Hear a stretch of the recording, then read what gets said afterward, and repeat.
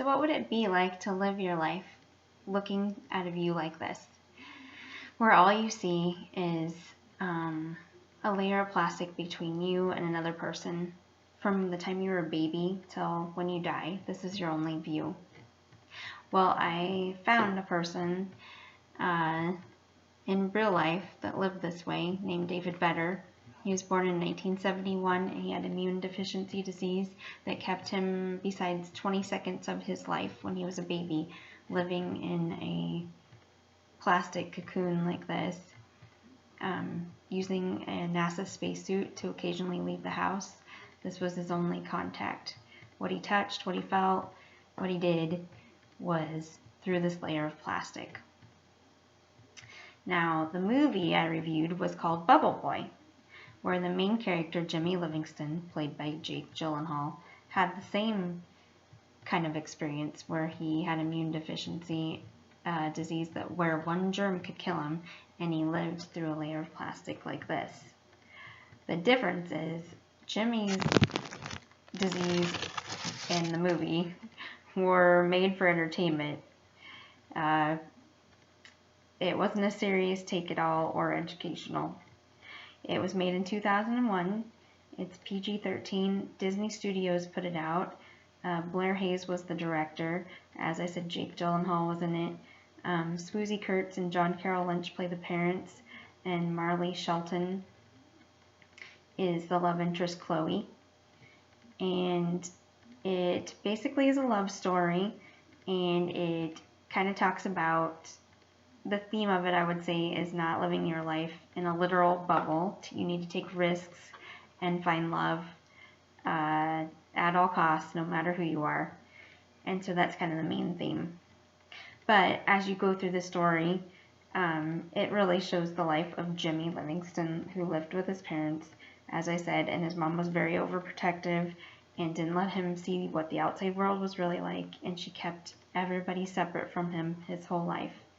When he's a teenager, his neighbor Chloe kind of sneaks into the house and meets him, and he finally has a friend, and they do lots of stuff together through the plastic, and they develop a relationship, and they decide they kind of like each other.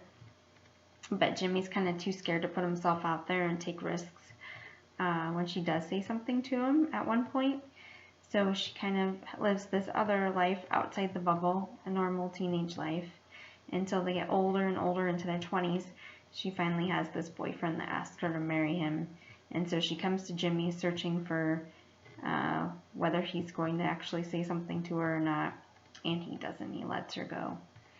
So Jimmy realizes the mistake he's made and decides to make kind of a bubble suit that he can go chase her down from California to Niagara Falls. And so he starts his adventure, and on the way he meets lots of different people, lots of different characters, and they're all people that have kind of been ostracized for one thing or another. One guy is a biker criminal guy that he meets, and Jimmy helps him, and he helps Jimmy. And then he meets a religious cult, and he doesn't help them really, but they're after him for part of it. And then he also meets a group of circus performers, and the boss is Dr. Freak is his name, and it's actually Vern Troyer, who suffers from dwarfism. And a few of the other people are Matthew McGrory, who you might know from Big Fish or Devil's Rejects. He's passed away now since this movie, but it was never documented, but he is 7'4", and it's kind of extra large, so they think maybe he had gigantism. And then there's also a guy named Beetlejuice, that's his stage name, and he's been on Howard Stern, I believe, and he has dwarfism with microcephaly. So he has some people that, and again, he helps them, and they help him, and they move on. So the story's kind of like taking risks, but also helping people, but also living with different things that might set you apart, but that you can still stand up for yourself. The movie is entertainment, pure entertainment. It's not going to educate you about an exceptionality.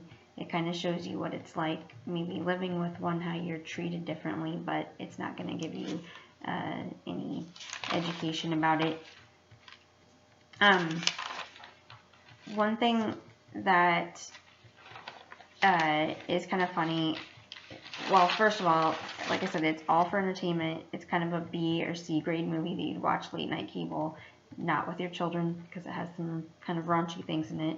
It does have a good 90s soundtrack on it, but I can't find my note.